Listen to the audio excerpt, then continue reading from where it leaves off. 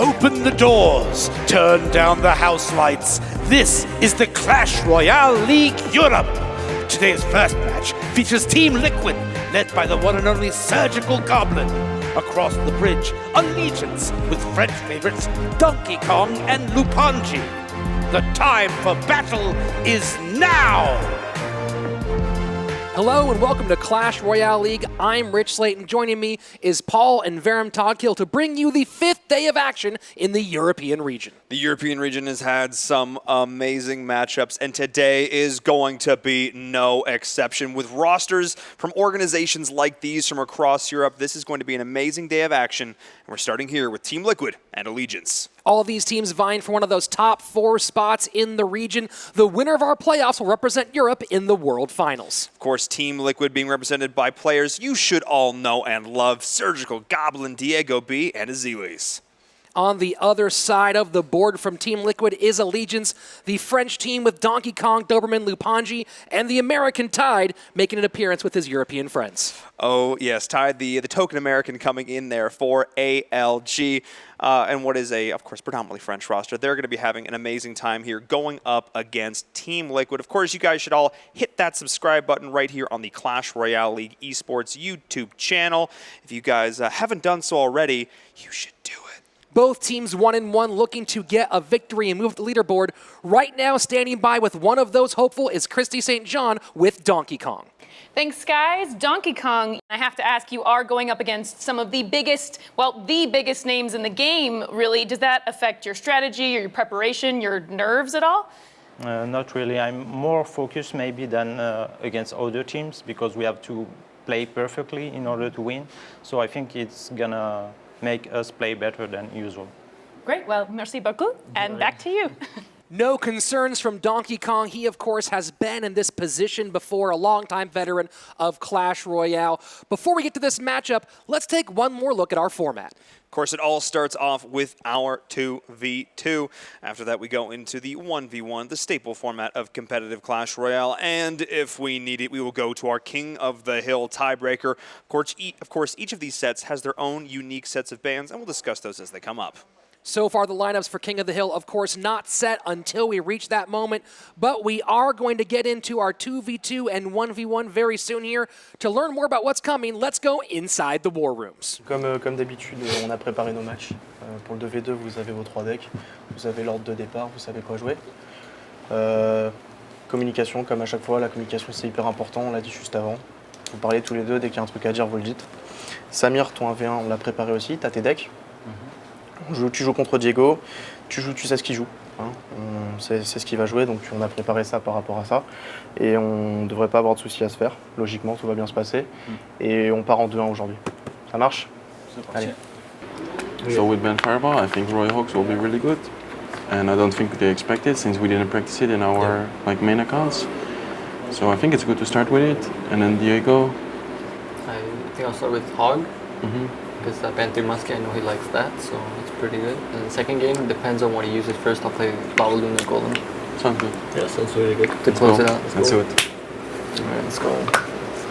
Got this. Yeah. We've seen them chat inside their war rooms, but now they'll let their agile fingers do the talking.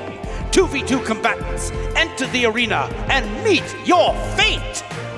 The teams are walking the tunnels here to set off this match in our first set of 2v2, and some changes in store for both rosters. Both of these teams making up some changes for the 2v2. Doberman now being joined by Lupanji, who's traditionally done their 1v1 here now in the 2v2. And across from them, the third configuration for Team Liquid, it's now Surgical Goblin and Azilis playing in the 2v2 matchup. I love this. Both of these teams feeling confident enough in what they're doing to switch things up. We are seeing Tornado as well as the Fireball being banned. A couple staples here for 2v2. Fireball, not always the most common, but Tornado, it's meta.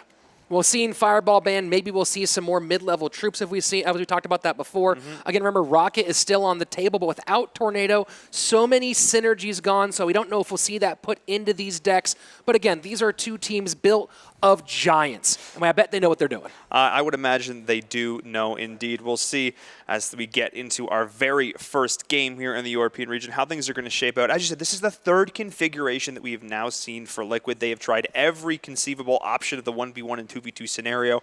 We are now seeing Surge and Azelis. I think this could be a really fun combo because like Azelis is known for his hardcore control, but like Surge has a bunch of different stuff that he can run. So having him as there more in the shot calling position, I'm really curious to see how this will play out. Two of the teams we expected at the top of the ladder already both down at 1-1.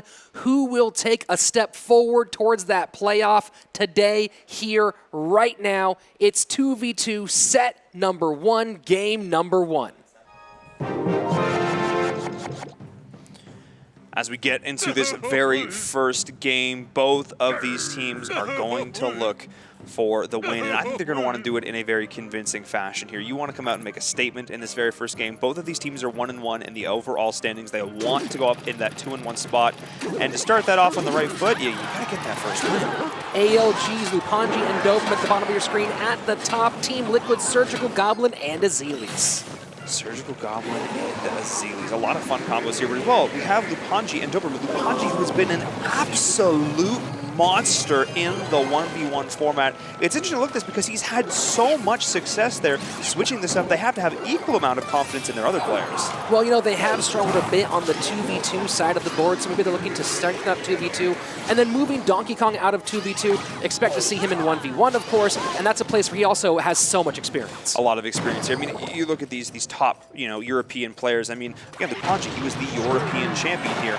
But this is actually going to be an interesting moment right now because we do have the Royal Hogs coming out, and the response, the traditional anthem, Valkyrie, was already played. So now we're going to see a lot of damage coming through from Team Liquid. Split Hogs, tons of damage. You know, you think the miner on the right-hand side may have meant to get in there a split second earlier to tank for a mini tank for those Royal Hogs, but still a big lead early on for Team Liquid, but now a counter push coming, and the balloon going to bounce off there. Will it get onto that left-hand tower? Barely gets stopped with the bats and one shot from Azapi, but the death damage will get through. A lot of damage coming through on this push from ALG. The rage there to help bring it all together. The Prince pushing forward that Golem. And now once again the response coming out, but this time a slightly better answer with the Tombstone.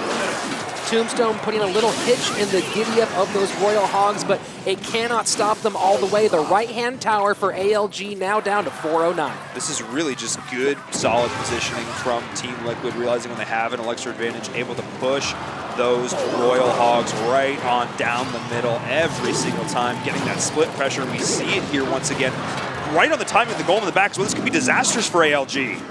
The right-hand tower is going to fall. The left-hand tower forced to play the Prince to clean that up. But again, there's the miner in the back with just 38 seconds left. Team Liquid looking like they might have game number 1 all wrapped up. Oh, this is just a bad spot right now for ALG. The second that Golem is played, the Hogs are there, instantly going to look to respond to this as well. The Royal Archer and the Valkyrie trying to be there to clean it up, and they will do so. This is absolutely huge with the bomb tower defense. Not quite enough with the balloon going through on the right-hand side as well, but still, this is a fantastic position for Team Liquid overall. So they do have quite a healthy tower advantage there, but the Golem in the pocket. We are moving into moving into sudden death overtime. Danger for Team Liquid, but they're going to take that left-hand Princess Tower and save themselves from a potential fall in the last seconds. That is what you get with Azelis and Surgical Goblin playing for such a well-respected squad. They take game number 1 in our 2v2 set. I mean, overall, if you look at the players on the stage right now, you have a quartet of European all-stars right now. Any single one of these players at any moment can go off and make absolutely huge plays. Let's look at that replay. You see the split Hogs here. The real danger for them with those split Hogs, they make it impossible for Allegiance to create a great push behind that Golem. And here you see that being played over and over and over again, forcing Allegiance to make decisions they don't want to make. When you see the Golem go down, that is a massive commitment on that elixir. That's just an answer that's not going to be there yet. So taking advantage of that perfectly was Team Liquid. So we'll see how things change up here in game number 2. We'll see if we see some deck shifts or if we'll see more of the same. I mean, Team Liquid, again, if it ain't broke, don't fix it. But at the same time, is there going to be a counter coming up from ALG, in which case you want to counter the potential counter? The mind games are amazing here in Clash. Back and forth and back and forth. Of course, we have seen Team Liquid when Diego B and Surgical posted up that really nice video of a faster deck here, bait. right? That bait deck. But now here with Azelis, we see Surgical Goblin going a little bit faster as well than we've mostly seen in 2v2. What will they do in game number 2? Will Allegiance tie it up, or will Team Liquid seal the first set and go into 1v1 with the lead? Allegiance needs to come back here. They're already playing out the split zappies just to start off a little bit of pressure here. And now when they do this, they're going to be waiting for the response of Team Liquid. How they respond to this and then pushing on through. The second they see the Inferno Dragon on the right-hand side, instantly going to commit those big, heavy tanks on the left. A nasty, aggressive push on the left-hand side for Allegiance. The Royal Giant getting some damage on there, but the Giant Skeleton, you know, oddly enough, he didn't fall as fast as maybe you wanted it to, which is kind of strange. Yeah, you wanted to drive pretty much instantly there to drop that massive bomb, but we did see double Valk being committed there for Team Liquid. Not gonna, I mean, they were able to shut it down, only get a couple, I think only one shot through off that Royal Giant, but still not maybe the most ideal situation there for them. So we do have the cannon cart starting to whittle down this goal with a poison committed, well, pretty high up. Well, so far we haven't seen a lot of swarm troops crossing the board for Allegiance, so using those Valks to stop that big push of the Giant Skeleton and the Royal Giant might actually be a great way to use just 8 Elixir to stop so much more from their opponents. Speaking of stopping a lot of Elixir, the Golem does actually make it to the tower, not quite able to stop that in its entirety was ALG. That splash damage finding its way home. That Magic Archer, though, doing so much work to shut that down. Beautiful placement on that. And here we see that big push again on the left-hand side, the Royal Giant and the Giant Skeleton. And now this might actually in some ways work out to Allegiance's favor. If they can reset the Inferno Dragon, they'll get a little bit more out of that Royal Giant. Even without that, still taking the left-hand tower down to 1271. That was a beautiful defense, though. Overall, that could have been so much worse for Team Liquid there. They were able to keep that Inferno Dragon alive the whole time. Yes, the Royal Giant did manage to get a few shots through, but yeah, that could have been really, really bad for them here. Able to hold off with the beautiful positioning on that, not having it fall to the death damage on that Giant Bomb, and now they're in a great position, an awesome opportunity to mount a push of their own. Liquid needs to find some way to stop that Royal Giant, or that Royal Giant and Giant Skeleton push. It has been punishing them there on the left-hand side.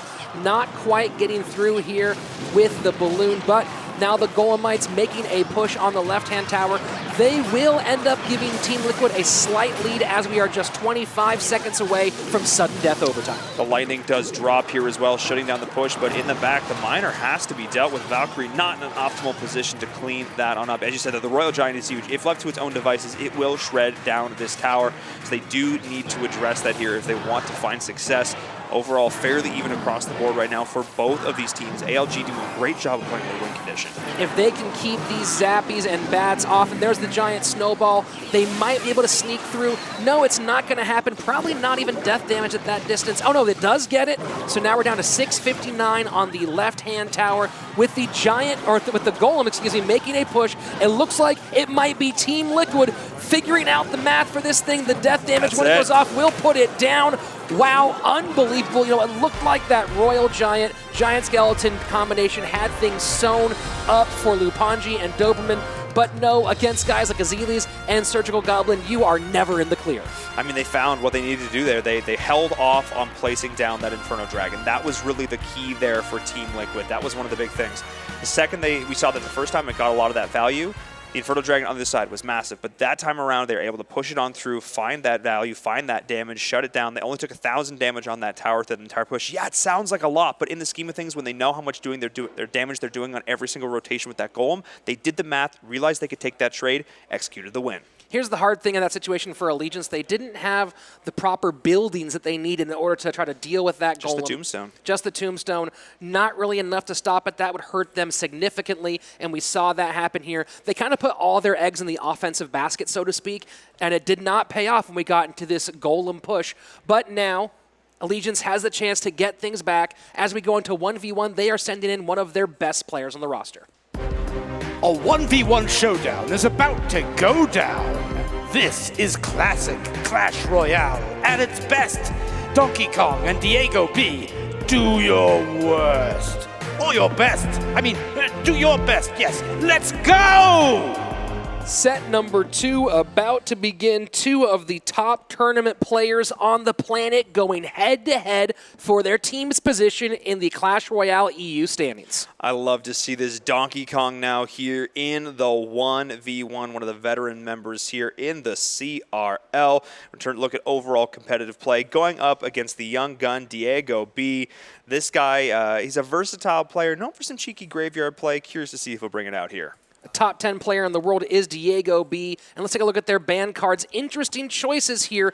Diego B choosing to take 3 Musketeers off the board. 3 Musketeers off the board and the Inferno Dragon off the board. No surprise there. I mean, Donkey Kong is known for his Golem beatdown. This is what he made his money off of, I could say. He's known for those big late-game aggressive beatdown plays. He'll play it super passive and then run you over in double elixir time. So we'll see if that plays a factor here with that Inferno Dragon off the board. Remember that Team Liquid now is just 2 games away from sealing the victory.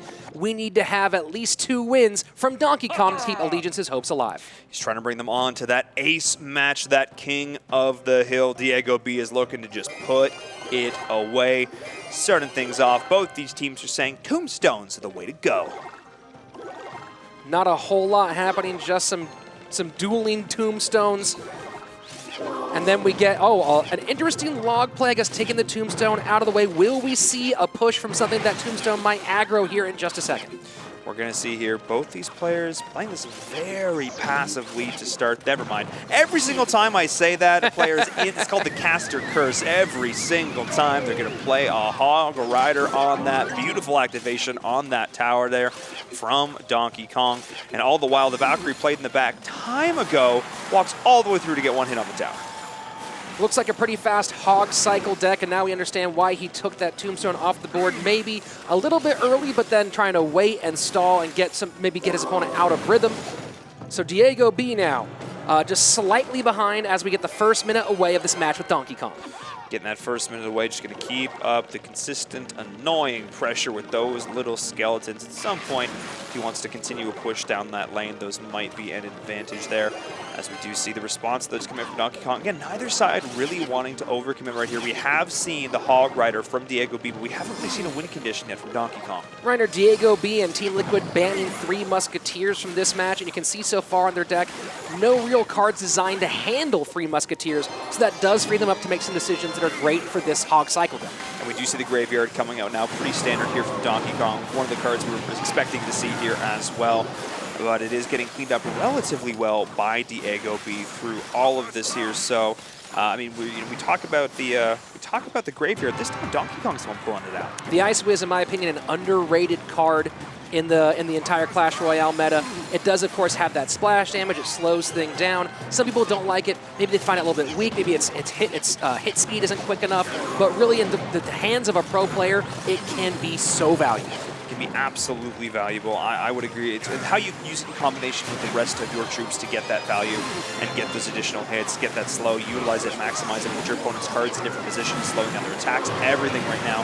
But all through this, we do see the Hog guy trying to push in here, getting hit from all 3 towers. That initial activation on the King Tower playing such a huge factor here for Donkey Kong. Just a really difficult matchup for Diego B. He doesn't have a lot of answers to the Graveyard so far, relying on the Log and the Ice Wizard to try to clean all that stuff up.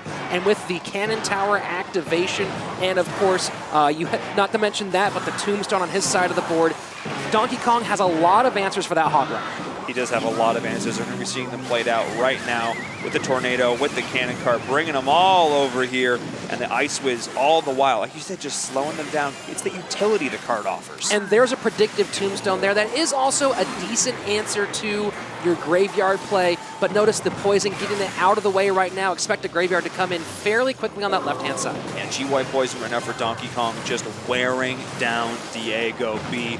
Just not able to get those key Hog Rider hits when he needed them. Every single time the Tornado is there for a response. And we're going to see once again on the left-hand side, we have the Graveyard for Donkey Kong, and it's getting so much work every single time. Now a Hog Rider is sneaking through on the left, but again, that Tornado. There are so many responses to the Hog Rider. Now that we are almost a minute into sudden death overtime, and Donkey Kong seemingly in control of this matchup, looking for a chance to hit that final blow.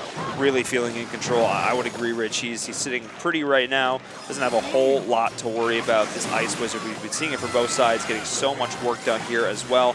And look at this positioning, luring in the cards with that Tombstone, then having the Valkyrie there to instantly deal with this, exactly how you want to respond to this Hog push. Just one hit from that Hog Rider on the right-hand side.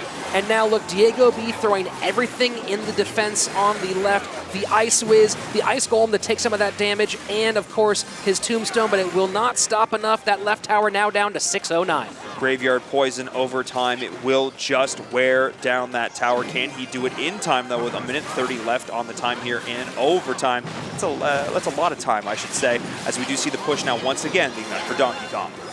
The Graveyard down, the Ice Wiz in response. We seem to have settled into a rhythm so far in this matchup. In that rhythm, not looking good for Diego B. Donkey Kong playing this thing to perfection. Playing it to perfection indeed every single time, Hog Rider. That Tornado will not be your friend. He is now, though, in poison range, so that will be at the second poison. Comes back in cycle for Donkey Kong. That will be the game. He just needs to hold out here for a few more seconds, and that will be it. Diego B not having the success here. Again, the matchup just not super favorable for him here in game number 1. The Tombstone placement perfect every single time for Donkey Kong, letting no offense mount for his opponent. It's the final poison. A little cheek thrown out on the King Tower as well, and that is it. The first game down of set number 1. Allegiance now 1 win away from sending us for King of the Hill. That was really just a brutal matchup for Diego B right there.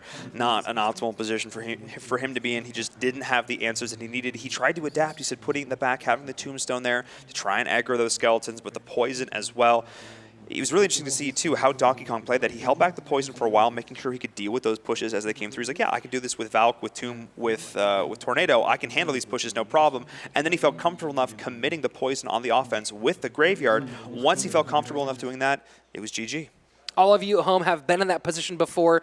You're in a match. It takes you about a minute to realize that you really don't have a great way through. You know, Diego B banning 3 Musketeers, taking that 3 Musketeers Royal Hogs combination deck off the board, and you look at that, go, okay, great, my Fireball's now opened up. Maybe it makes opportunities for this Hog Cycle deck, and it ends up not doing it. He runs it against a really nasty Graveyard deck that has all the answers, and game number 1 now in the books for Allegiance. Diego B hoping to win this second game, conferring with his teammates, trying to find a way to beat Donkey Kong and send us to a third game. Well, that's one of the amazing things here about the Clash Royale League is that your teammates are right there with you. 3 minds are better than 1 here. The whole team conferring together, coming up with a way, figuring out what deck should be run here, and that's the amazing part of this. It's not just you up there. It's a whole team.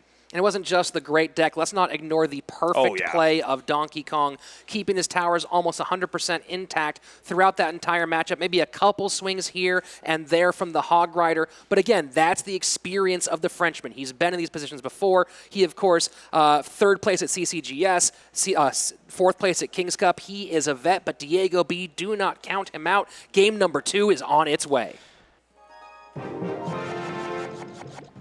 As we get into game number 2, Diego B, of course, down in this scenario. Team Liquid, who is looking so good in the 2v2 on the outset here in the 1v1, but it is not over yet. Allegiance saying, look, we want to take this to King of the Hill.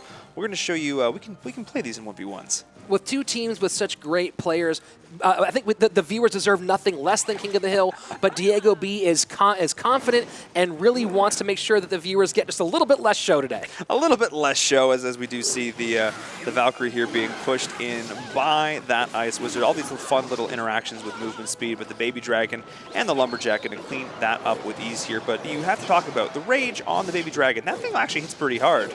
Yeah, we saw it do some pretty significant damage in North America the other day. Combining that with the rage can really chump down a tower pretty quickly. But now we get a cannon cart played right at the river, getting taken apart by those minions. The minions and the log as well to clean up that Tombstone. Both of these players trading glancing blows. And when I mean glancing blows, I mean they played a lot of cards and no damage has been done. Valkyrie with the Ice Wiz behind it right at the river. The Valkyrie, will it get all the way? It will not, doing a little bit of damage to that Lumberjack. Lumberjack coming through, trying to chop down that Ice Wiz and hopefully drop that rage. I want to see what's in support when that potion actually hits the floor. Yeah, I feel like I'm still waiting on the win conditions here for both players. Neither one really giving away too much at this stage. Probably going to see a graveyard coming out here from Donkey Kong here as well. Again, had success for him in the last game, but a lot more able to deal with it, I think, is Diego B in this matchup. You gotta wonder what Diego B has planned. That Lumberjack, for many players, used primarily as a defensive card, and then if it does get across the board, there's your extra value, and it turns out to be a Golem deck for Diego B, and really nice timing here as it picks up the damage from that cannon card. Picks up the damage there, tanking that in a moment of need as we get into double elixir time. We'll see how Diego B opts to support that. The Tombstone in the middle going to be aggroing it with the slow from that Ice Wizard.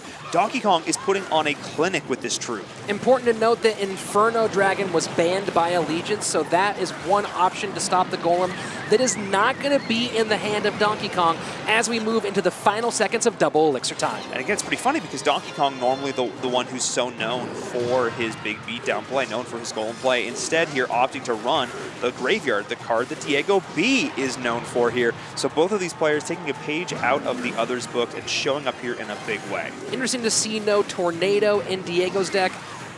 Instead, we have the Tombstone on top of that. Very interesting kind of off-meta Golem deck here from Diego B, but so far, playing pretty good defense. We are neck and neck, pretty much even as we go into sudden death overtime. That might change, though, if his Golem can keep marching down the middle here as well, looking to lock in onto the tower, especially with the Rage from the Lumberjack in perfect position. There's the Tornado trying to pull it back. The Splash Yard using that Ice Wizard and that Tornado together in combination, but still the Golem is marching to the tower. Watch the Jack sneak through right here on the left-hand tower, doing so much damage. That is going to be it. That tower gets through. Oh my gosh, what a beautiful push from Diego B. And when you're playing a Golem deck, that's all it takes. And now we see why he chose that sort of off-meta deck. Beautiful play.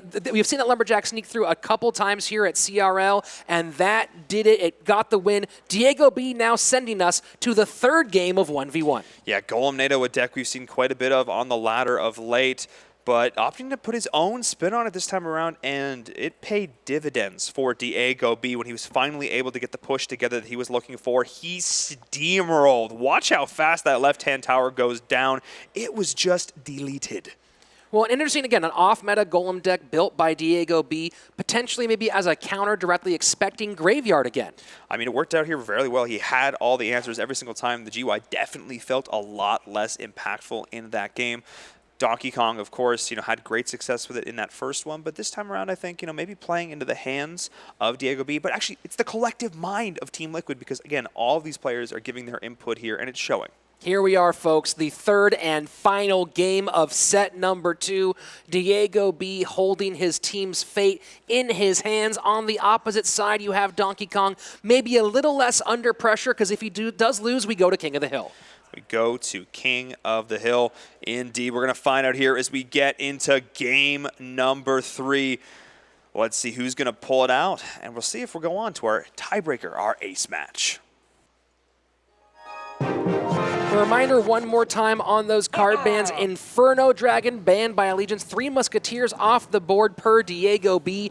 And Inferno Dragon being off kind of came back to bite Donkey Kong in that last game. Yeah, I was going to say, not having an answer to that Golem might have hurt him just a little bit. He really didn't have a response to that, able to just walk on through, trying to disrupt it, trying to pull it back with the Tornado, but just not able to make it happen.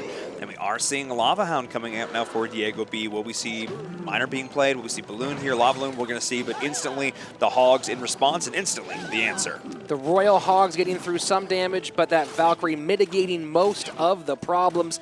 A slight early lead from Donkey Kong, but a push developing Lava Loon and a perfectly placed tower to take this down from Diego B. An Inferno Tower there to disrupt the push, the Fireball as well for good measure. And it's going to be oh so close. Is there going to be no? Oh, it hit. I might have spoke a little bit incorrectly there. That tower maybe should have been one tick over. But again, with how far to the right that balloon was placed, I don't know if he could have gotten into a better position. Unfortunately for Donkey Kong, now down to 14-19 on the right-hand side. Donkey Kong trying to get sassy there, committing the Mega Mini to try and knock the balloon out of the way. We all thought he had it. That positioning was we thought was flawless. But no, and now just trading out the Fireball for that Magic Archer is Diego B. I like that trade. A very fun deck from Donkey Kong. You know, the Royal Hogs, some people say, are one of the more powerful cards in the new meta, but on the backside, one of the most difficult cards to use in that Magic Archer, but it can be so deadly in the right hands. It's all about your positioning. It's not only that, it's knowing where your opponent's troops are going to move, so you can continue to get value through there. I mean, you always want to trade out that Fireball for the Magic Archer, because if you leave the Magic Archer on its own, it will just wreak havoc over time. So instantly deleting it, instantly denying it, you're going to use that trade 100% of the time. Royal Hogs again stopped by the Valkyrie. And now, interesting, look at this. We get the Inferno Tower on the right-hand side. And Diego B instead using the Valkyrie to tank for the balloon. Will it get close enough? It does get the first drop and the bomb damage. Brilliant bit of sleight of hand coming from the Team Liquid representative. Absolutely beautiful, but did he overcommit? No, he already has the Valkyrie back in hand to deal with this. He will take some response damage, but that was an absolutely phenomenal play from Diego B. You talked about it, sleight of hand. That was exactly what we saw. Hey, look at this lava hound. Oh, there's Valkyrie over the inside. It's not doing anything. But oh wait, no, it's the one tanking for my balloon.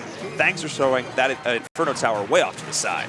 Interesting to see the Royal Hogs play consistently all in one lane rather than what we've seen usually the split Hogs, especially with the Valkyrie and Fireball in hand. You think he might split them up, but again, he does have the Tombstone for Diego B to watch out for, so maybe he's trying to avoid getting them pulled back into the middle and then shredded. That's really what we're looking for here as well, but I have to say that Magic Archer from Donkey Kong all throughout this game, there is a reason you've been looking to shut it down with that Fireball, because every single time it has been doing work. But we do finally see Diego be able to get a pretty solid trade there, putting out the Fireball down on those Hogs. Of course, now he doesn't have to deal with that Magic Archer, but maybe now he's in a position where he feels comfortable doing a push of his own. And Valkyries will meet pretty near the bridge. Can the Royal Hogs sneak past that Valkyrie and get onto the tower? They will get a couple of hits. Now down to 741, mostly mitigated. What does Diego B have in store in these opening seconds of sudden death overtime? Well, I feel like Diego B potentially, he had a pretty good answer there. I mean, he almost pulled the Hogs a little bit too far out with that Tombstone, actually missing a couple swings from that Valkyrie there. That was actually almost a slight misplay. They got a few additional hits there onto the tower, but he then was able to execute his push on his own. Of course, on the other side, then instantly cleaned up with the Fireball. So watch how this plays out here, pulling them away, allowing his Valkyrie to clean that up, then trying to pull them back to the middle. I think he's found the answer to the Hogs, but he's still taking chip damage every time. Interesting note that by playing the Tombstone that far to the right, I don't know if it was purposeful or not, but he did end up sending one of the Hogs to the right-hand tower that's in better shape. If that was on purpose, that was a beautiful play. That was some next level play. And speaking of next level play, we see the aggressive Lava Hound being played here. Now, there needs to be a response because this Lava Hound will take down the tower if left to its own devices right now. This looks like it's going to be it. Diego B with the aggressive Lava Hound play will take it for Team Liquid. Really brilliant maneuver there, almost kind of baiting the Royal Hogs out so that he wouldn't defend against the Lava Hound, making them go for the tower, but he knew he had the correct cards in cycle. If we take a look back at that one again, you'll see he dropped the Tombstone there, drew them over, had the Fireball ready, and here we go. This is that first play of the tower. This might have been one of the biggest game changers. You think that balloon's going to get at most death damage, but the slight misplay with the Mega Minion you pointed out earlier doesn't bump it off course, but here is that brilliant play to close things out. You had the Royal Hogs there going for the Tombstone, the Fireball to back it up. Diego B knew he had that thing locked up, and he closes this thing out for Team Liquid. Taking it 2-0. The sweep is real for Team Liquid. Donkey Kong putting up a valiant effort, just not quite able to get the games there. Team Liquid securing themselves that 2-1 overall record. GG's, handshakes across the board. All these guys have played together before. They've all met in competition. So there's a lot of respect to be had on both sides. Yeah, and it's not, don't count out Allegiance yet. Their roster is so stacked. Diego B, of course, the winner in 1v1 right now. Really fantastic play from him. But on the other side, there were just a couple of moments where they didn't have the answer for what was on the board, and that's why Allegiance lost today. But also some fantastic play. Surgical Goblin and Azelis doing some pretty impressive stuff in 2v2. I mean, we were looking originally, we're like, Surgical Goblin, Diego B, they did that amazing video, looked like their synergy was there, and then they switched it up. They put Surge in the 1v1. Now they have Azelis and Surge together. They just goes to show you cannot predict this team. They will mix it up every single week. I'm sure at some point they'll probably find a set 2v2 and 1v1 roster, but at least for now, they're just having fun. So far, mixing it up, doing very well for Team Liquid, who improve in the standings off of the fantastic work of their man in 1v1 today. Our colleague Christy St. John is standing by with Diego B. Thanks, guys. Diego B. Congrats, man. How does it feel? Thanks. It feels really good. I'm super happy that I won for my team. Good day. Feels good. And your team has tried every combination, every different lineup. Have you think you found the winning combo? Are you going to be playing 1v1 from now on? No, I think we're just going to keep switching it up just to keep the other teams guessing. Since we're so, I guess, versatile, we can do a 2v2 or 1v1. We're just going to switch it up every time. Mind games. I very much like it. Now, you had your whole team kind of conference over there for the decks, or the deck changes in between, and especially that second game, you had that off-meta golem deck. Can you tell me what that conversation was like? Well, they didn't want me to repeat the deck because he countered me first game, so they were scared he was going to repeat in the second game, so that's why I played the golem deck. It was an absolutely fantastic play. Coming back from a loss into 2 wins, you came back amazingly. Back to you guys. Thanks, Chrissy. Diego B pointing out what we already know. Team Liquid can really put anything together. All 3 of these players, fantastic in 2v2, fantastic in 1v1, and it's going to be up to these other teams to figure out what the heck they're doing. What the heck they're doing, indeed, because whatever they're doing, it's working, as they are now in that top 4 position, 3rd place. 2-1. Of course, you want to be in the top 4 spot because those 4 teams, the one to go on to the playoffs. And 2 more teams coming at you in a moment to try to make their way into the playoffs.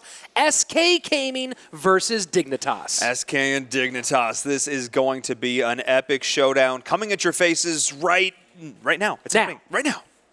In the Clash Royale League, one match is never enough. Let's get seconds. This time, SK Gaming, led by the mighty Loweye and Flobby, enter the arena to battle Max Lamanas, IMJP, and Esports Goliath Team Dignitas. Still looking for their first CRL win. Who wants it more? Let's see. The teams are in the tunnels. We are ready to kick this thing off. A big-time matchup between SK Gaming and Team Dignitas. Dignitas here, their 2nd time around in the Clash Royale League, looking for redemption here with their 2nd game, of course. Going to be the exact same format as the first time around. Of course, having our 2v2, our 1v1, our King of the Hill.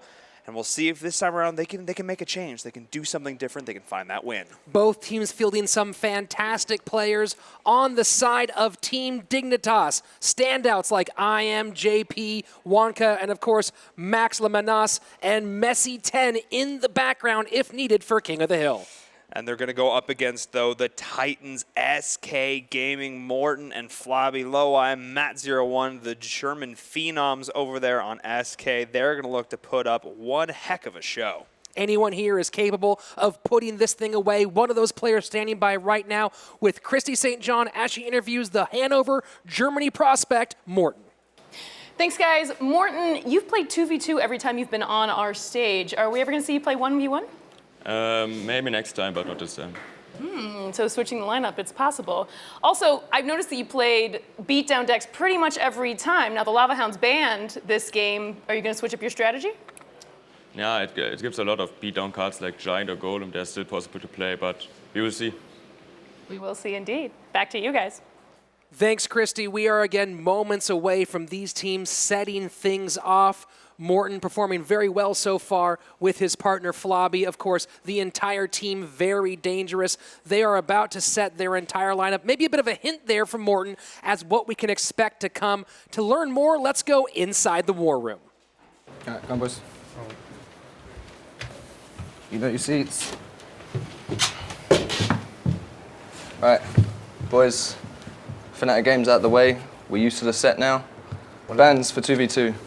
Go. This is Lava Hound and the Poison.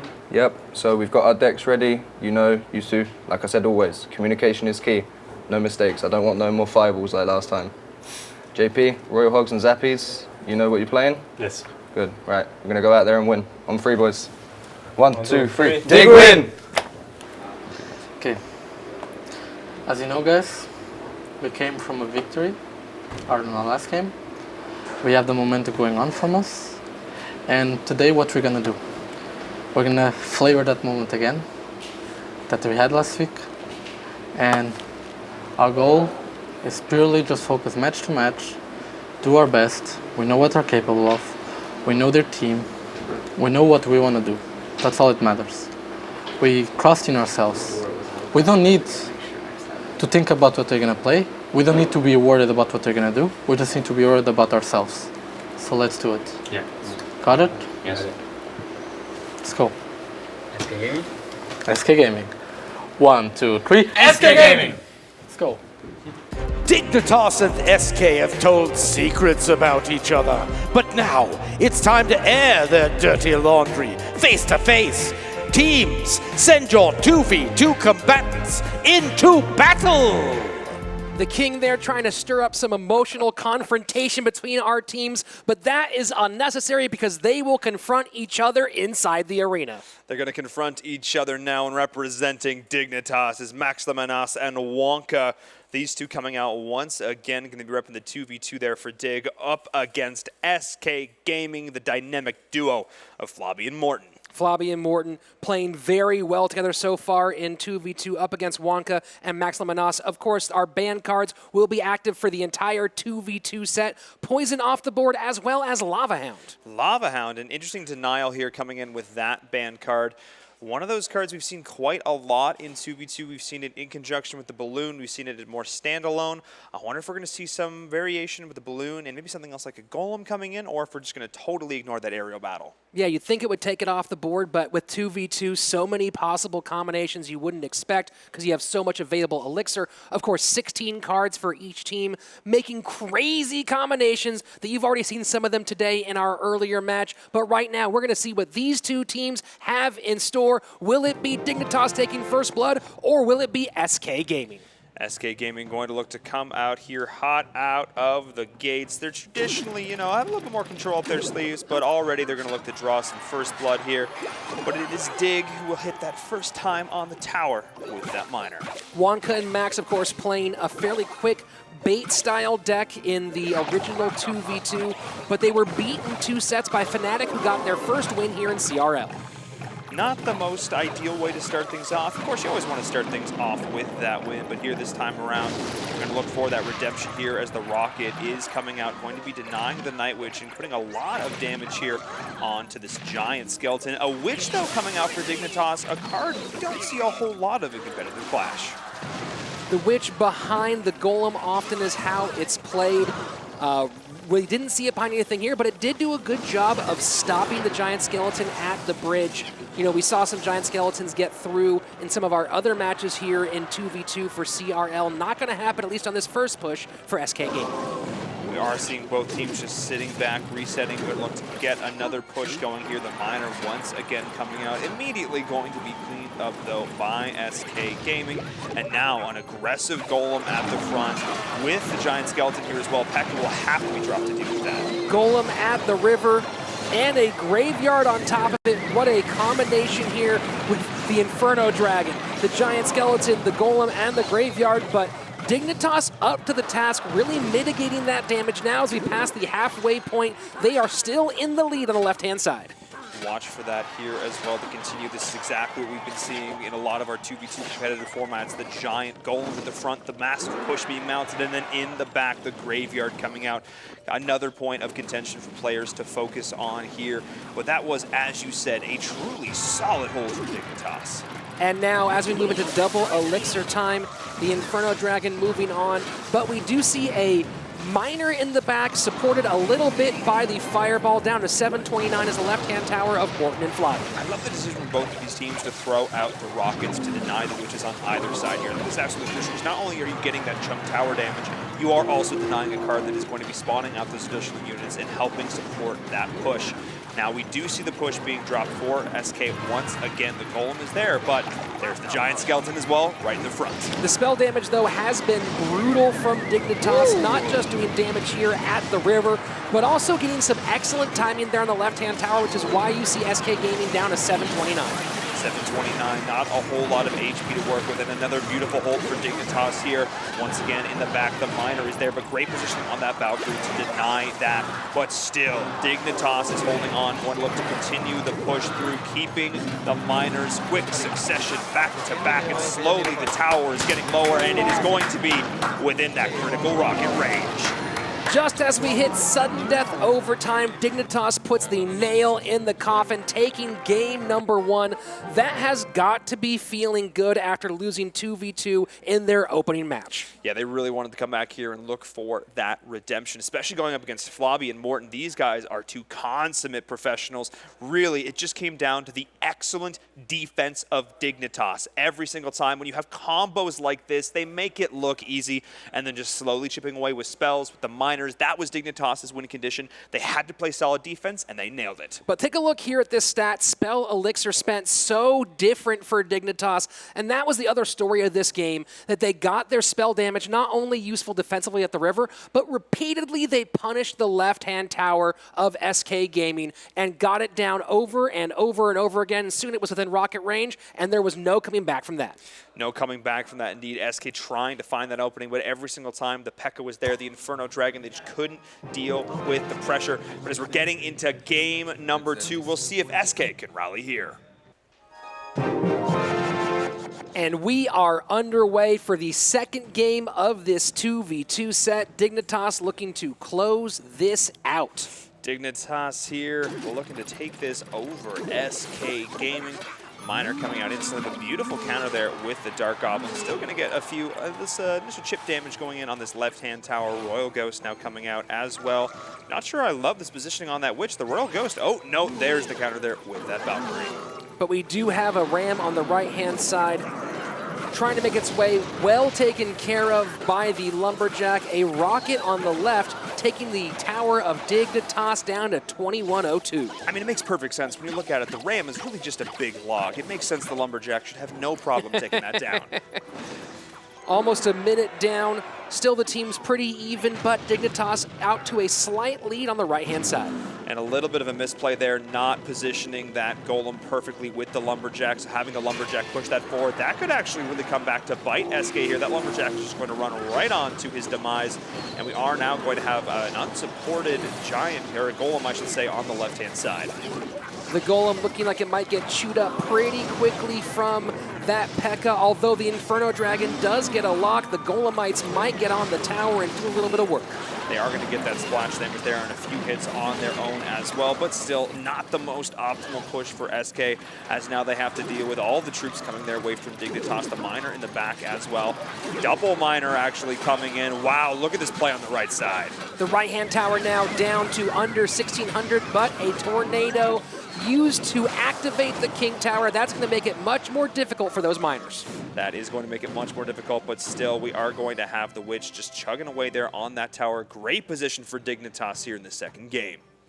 We are about to reach double elixir time. Dignitas ahead pretty significantly, getting the right-hand tower of SK Gaming down to 1197, the left down to 1754. So far, pressing their advantage. How much of an effect will that King Tower activation have as we see a Golem push building in the left-hand lane for SK Gaming? This will definitely have an impact here. As you say, we are having this push coming out now as well. A solid offering for Flobby and Morton of SK Gaming, going to look to shut down this Golem on the left-hand side, immediately deleting the Executioner there with the rocket. The Golem will connect onto the tower. The P.E.K.K.A. is trying to rip it apart, but a beautiful counter rocket in return, but still a lot of damage has been done to that left tower. I do love that rocket play on the Executioner. A lot of people put that on the P.E.K.K.A. in that situation, but knowing that the Golem was getting past the P.E.K.K.A., taking the Executioner out and making it a little bit easier from the Golemites, getting that left-hand tower down to 1107.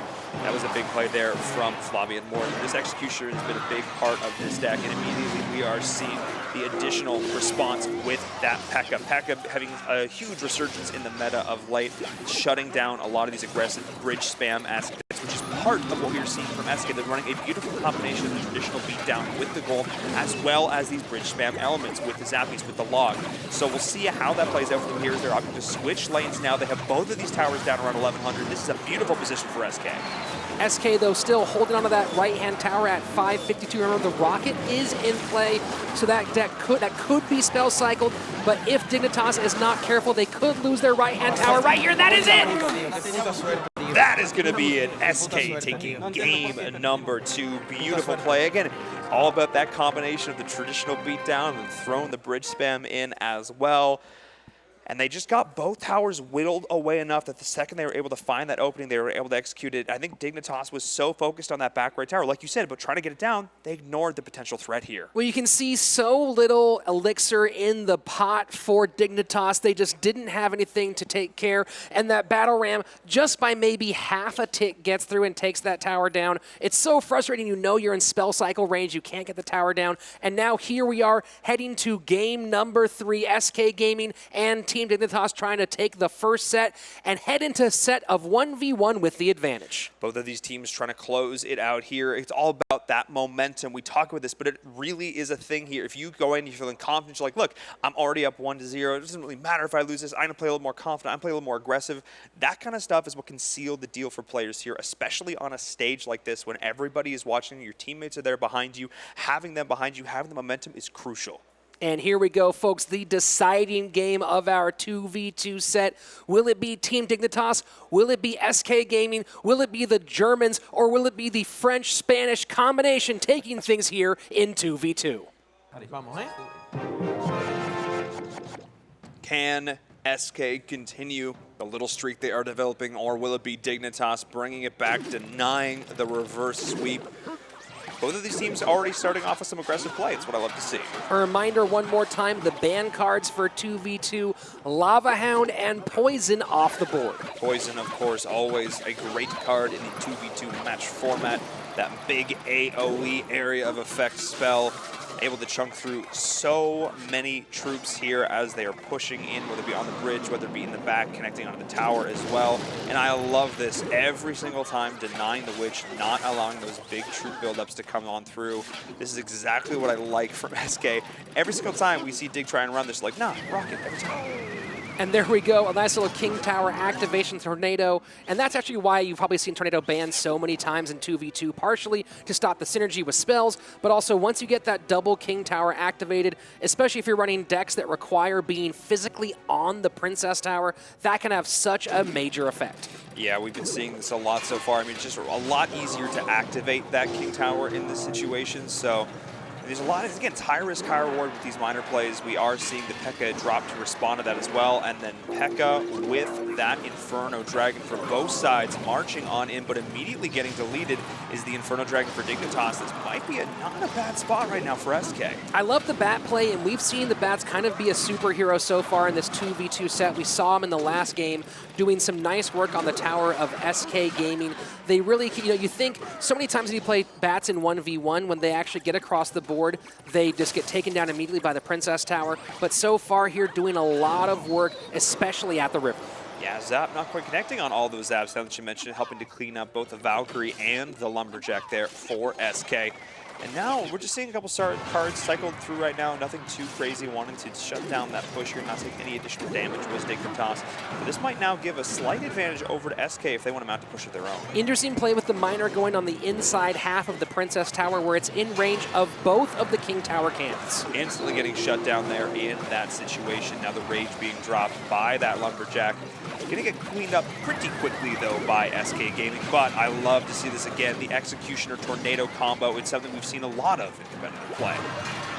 And now a lot of stuff building here for Max Lamanas and Wonka as they, well, now at that Fireball spoke a little bit too soon, but the Witch far enough behind might be able to do some good support here for the troops pushing ahead. Just out of range of that Executioner's axe. No, pulling it back on in, but still in the back through all of this.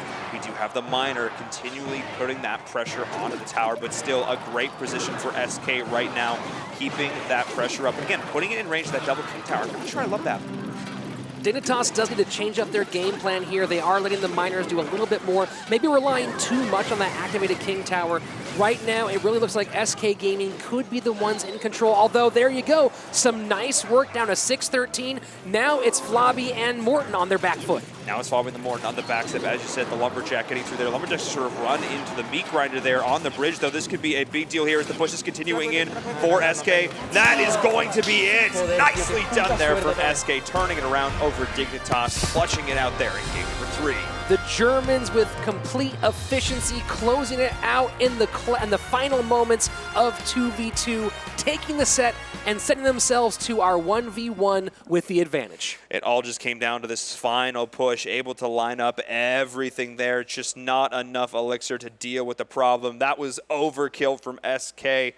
Able to just put it away there in our third and final game, just using those a little bit of additional spells. Interesting to note, in this entire 2v2, no buildings. No buildings played whatsoever. You know, we didn't see a lot of big tanking cards in that one to distract the buildings. So Flobby and Morton taking this one, you know, using a page from their opponent's book who spell cycled them down so hard in that previous game. This time they're the ones with the spell damage, using it to their advantage, taking the victory here in 2v2. But we're not done yet. 1v1 is coming up right now. Can Dignitas find redemption? We're about to find out. The 1v1 showdown is here. 2 pros equipped with their very best decks, each with a plan to foil the other. Who will deliver the W for his team? The time for action is now. W means win. That it does, King. That it does. And everybody likes a W here in Clash Royale. 2 players looking for it from Team Dignitas. I am JP. I'm JP here to keep Dignitas in this series, but he's going up against Low Eye from SK Gaming. This guy is an absolute beast. Combine standout here, banning out Zappies and Royal Hogs from both sides. No Hogs to deal with, no Hogs to contend with, and Zappies, we've seen them part of many decks here, Bridge Spam particularly, but we've seen a lot of different archetypes utilizing this troop. Zappies being off the board does mean you might see a little bit more Electro Wizard, a little bit more Zap. Of course, both of those being very popular cards as well. But Zappies no longer having the split pressure of Zappies to allow you to kind of play with what your opponent thinks really changes some strategy for a number of our players. Yeah, we'll see how they respond to that here. We'll see maybe some more airborne troops coming in. Lavaloon could be a little bit more prevalent here, not having the Royal Hogs, not having the Zappies in play. We'll see if that's what happens here in game number 1, set number 2. Let's get into it.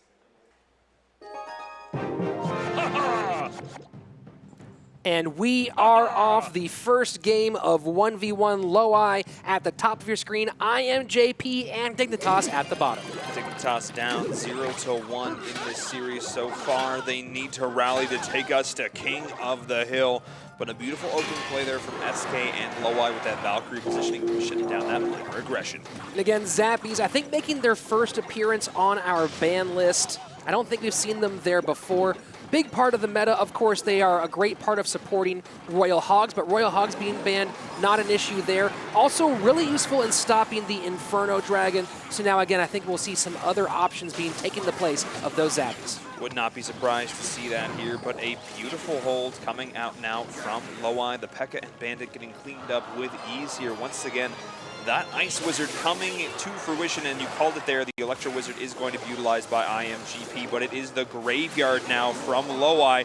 In addition with that Poison, that's going to be doing work. Poison taking down the right-hand tower with the Ice Wiz. Looks like IMJP potentially looking, absorbing that from him, waiting for his own potential push, running the minor P.E.K.K.A. Poison deck. Maybe he believes that taking that and building an Elixir advantage is going to play out well for him. I mean, IMJP now, every single time that Graveyard goes down, he has to think about his own poison. Can I deal with it without committing the poison myself?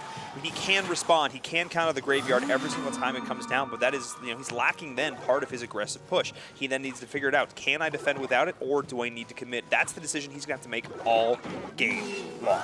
Not having enough Elixir to defend on the right-hand side, leaving IMJP down to a 13-11. That Poison now kind of stuck on his back. He's going to need that to defend the Graveyard. And so again, what are his options offensively? Now kind of maybe looking to sneak the miner all the way through, maybe get a bandit across the river with a rush, but who knows? And now we're seeing some opportunities coming through, but the P.E.K.K.A. so easily distractible by small troops. So easily distractible indeed, especially with the addition of this tombstone, just continually pumping out those skeletons. And with that as well, we are seeing the tornado pulling it back, but the Ice Wizard actually getting distracted by the miner in the back here, so not really helping to clean up those troops in the front. Still going to survive barely, but the miner was still able to get chip damage through all of that. Graveyard play on the right-hand side by Loa. You did see the miner being played on the left, the poison in response from IMJP. So it looks like that might be the strategy. Get the miner on the board, maybe try to create a big push and hope the bandit gets lost in the mix. Nearly got the charge a few seconds ago on the left-hand side, but as we enter closer to sudden death overtime, it is Loai with the big-time lead on that right-hand tower. Loai definitely having the advantage here, slowing down the troops of IMJP, keeping them in that poison. Beautiful play here from Loai, and of course having that tombstone in the back really just hindering that P.E.K.K.A. on these pushes, getting so distracted. I mean, I gotta give props to IMJP. He's getting in the chip damage on that left-hand tower. Maybe there's a chance he can continue here going forward as well, keeping that poison back for the graveyard. He's definitely still in this game. Doing his best to stay live is IMJP. But Loai, again, with a lot of answers for what JP wants to do on the offensive side of the board. Now another graveyard coming in, and it's the bandit way in the back being forced to use on defense here, but still that tower down to under 700 hit points. Oh man, that was not ideal there at all. Committing the bandit there for that defense, but then the poison coming out as well from Loai, cleaning that up as well as the skeletons, doing the damage to the tower, getting additional value there as well, cleaning up the bandit. That was a great trade for Loai. Loai just wants to keep playing this thing smart, take himself just one win away from securing the victory for SK Gaming. And another graveyard push, this time a little better defense, the poison cleaning up those skeletons. And again, we have the P.E.K.K.A. in the back. Here's the big question. Can there be enough distraction to get a miner through and get the chip damage all the way down? Could the bandit escape and find its way to the tower? Not going to happen this time, but now we have two P.E.K.K.A.s across the river for IMJP. Oh, the slowest little P.E.K.K.A.s ever, as the Ice Wizard just slows them down in the tombstone, keeps them distracted. On the back left-hand side, though, we are actually seeing a King Tower activation very late in the game here, but that is going to help with the defense from Loai, bringing that back, not allowing the additional chip damage to come in as well. We are seeing, once again, the defensive poison coming out now from IMJP, but still the damage is getting through. That's going to have to be it. Looks like Loai about to close this thing out with the poison. Not quite going to get there, but he will be so close within range of death. It's as long as he can play some smart defense here, not make any real mistakes, this thing should be all sewn up. This thing that's basically going to be a good game already being called by Loai. Well played being conceded there by IMJP. That is going to be it. Loai take your first game. Really tough position for IMJP. You know, he was hanging in there, but as soon as that King Tower was activated, even the chip damage from the miner was not going to be enough to get him in contention. The difference maker really in this game was the fact that Loai found the perfect defensive answer, the fact that he didn't have to commit always his own poison for that scenario. He was able to kite it back with the Ice Wizard, with the Tombstone, which meant that he could pretty consistently drop his own graveyard and his own poison on the offense, meaning no matter what, he was able to cycle that through. He was guaranteeing himself damage. Whereas on the other side, IMJP always had to commit that poison for defense. He then couldn't use a key part of his own win condition, that minor poison, to secure himself the win. And from there on in, that was basically going to be all she wrote. Pretty nasty work here for the SK Gaming representative Loai. Now just one win away from closing this thing out for his team. On the other side of the board, IMJP looking to send us to a third game with a win here and hopefully get us one step closer to King of the Hill. We'll see if he can do it now as we get into this second game. IMJP needs to channel all of the energy of Dignitas here in the set. He needs to take it to Loai. He needs to take them to game number 3. A little bit of rage from IMJP. Grr, I want to get back in this one. And right out the gate, looking to mount a push on the right-hand side. The cannon cart comes out behind the Ice Golem. Look, his emotions are a little fickle. He's also crying. Let's not worry about it. Let's not overthink this here, as the cannon cart is pushing that Ice Golem across the bridge here. Is going to fall, and we are going to be seeing a nice hold there with that Lumberjack. So that's exactly what Low Eye is going to look to do here. Neither side overcommitting really, but we are seeing the Hog coming out now from IMJP. And there is the Tornado. The Hog activating the King Tower, going to make things very difficult for JP as we move along through this game. So many more of these decks are running that Tornado, which means that a lot of these cards are just a little bit more of a liability for some of these decks. We see it with the Miner, we see it with the Hog, just easy activation there on that King Tower. It doesn't look like a whole lot, but that defensive prowess does add up. The Inferno Dragon and the Poison plus the Valkyrie doing a good job of stopping this push in its tracks. And now the ball is in IMJP's court. What can he mount in reverse? I mean, only 100 damage going through on that Night Witch Golem push. That was a very solid defense there from IMJP. And Valkyrie is going to get a couple swings here onto this tower. So he's actually going to do even more damage with that than he took there on that entire Golem trade. He is so fast. Without a building, it's going to be hard to keep that Golem under control. But remember, IMJP playing the smaller, faster deck. Can he create some counter pushes, maybe some lane switches, and punish that Golem when it gets down? That's yet to be seen. Again, without those buildings, his real only hope is hoping maybe the cannon cart goes into phase 2 and do something there. I mean, Hunter's a great response for these tanks, but I think it's still going to be a bit of a struggle here for IMJP in this double elixir time, having this big Golem at the back, having this big push, and actually missing that log there. Interesting play, rolling right over the head of that Lumberjack. Maybe we'll see some like up close to the river plays with the cannon cart, hoping that it starts doing damage. Yeah, see, I think we might see this. The Golem will get past the cannon cart. The hope here is that it gets a little bit past, and as the cannon cart drops, turns back and uses that second phase as the building.